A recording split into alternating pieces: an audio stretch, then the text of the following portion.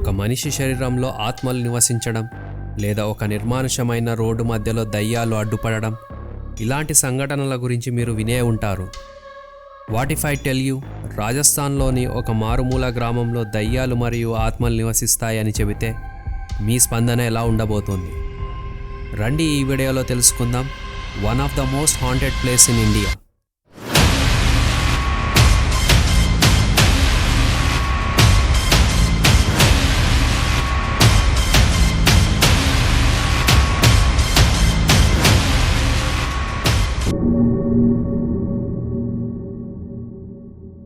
రాజస్థాన్లోని కొన్ని ప్రాంతాల్లో ఎప్పటి నుండి తరతరాలుగా కని విని ఎరగని హాంటెడ్ కథలు, దయ్యాల కథలు మరి ప్రేతాత్మల గురించి మాట్లాడుకోవడం మనం వినే ఉంటాం.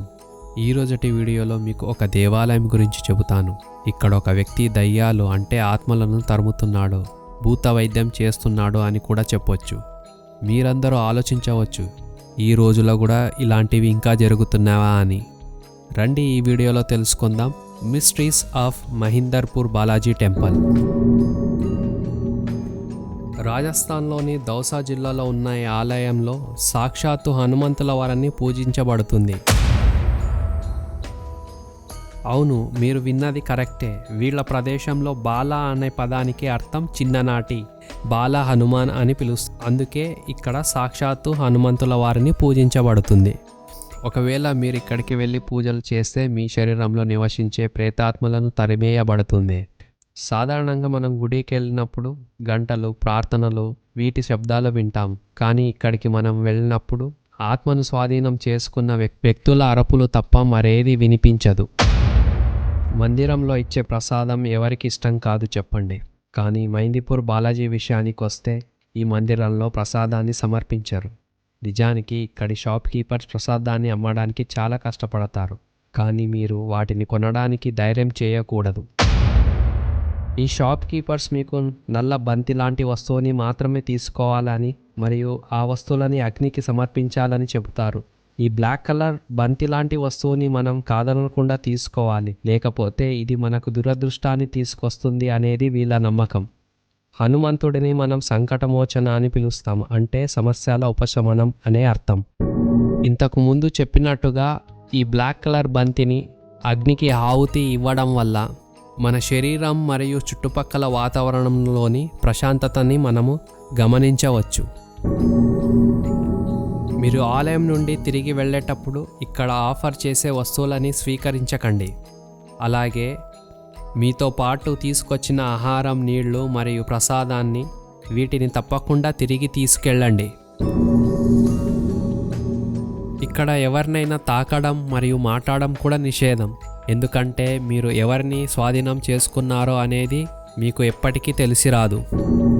మీరు ఆలయం నుండి బయటికి వచ్చేటప్పుడు వెనక్కి తిరిగి చూడకండి. ఒకవేళ మీరు చూస్తే మిమ్మల్ని స్వాధీనం చేసుకునే అవకాశాలు ఎక్కువగా ఉంటాయి. మీరు ఆలయం నుండి బయలుదేరేటప్పుడు మీకో సలహా, మీరు ఈ ఊరు విడిచి వెళ్ళే వరకు ఒక నీటి చుక్క కూడా తాగకూడదు. మహీందర్పూర్ బాలాజీ టెంపుల్లో 3 దేవుళ్ళని పూజిస్తారు: లార్డ్ హనుమాన్, ప్రేత్రాజ్ మరియు కాలభైరవుని. ఈ దేవుళ్ళు దుష్టశక్తులకు సంబంధించబడ్డ సమస్యల నుండి పరిష్కారం అనేది తరతరాలుగా జరుగుతుంది. ఫ్రెండ్స్, మీకు దయ్యాలు, ఆత్మలు మరియు అతీంద్రియ శక్తులపై నమ్మకం లేకుంటే మహీందర్పూర్ బాలాజీ ఆలయాన్ని సందర్శించిన తర్వాత నమ్మకం ఏర్పడుతుంది. ఎందుకంటే ఈ విషయాలన్నిటిని నమ్మించి ఒప్పించే ప్రకంపనలు ఇక్కడ ఉన్నాయి.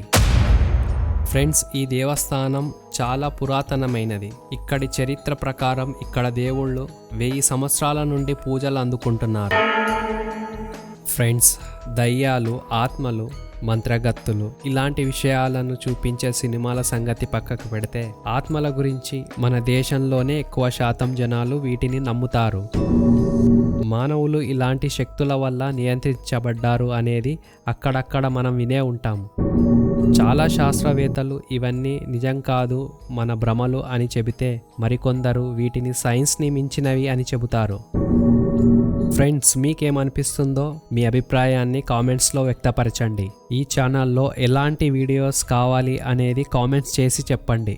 ఆశిస్తున్న ఫ్రెండ్స్, మీకు ఈ ఎపిసోడ్ ఇష్టమైందని. ఇంకో ఇంట్రెస్టింగ్ వీడియోతో మళ్ళీ కలుద్దాం. వీడియో చివరి వరకు చూసినందుకు ధన్యవాదాలు.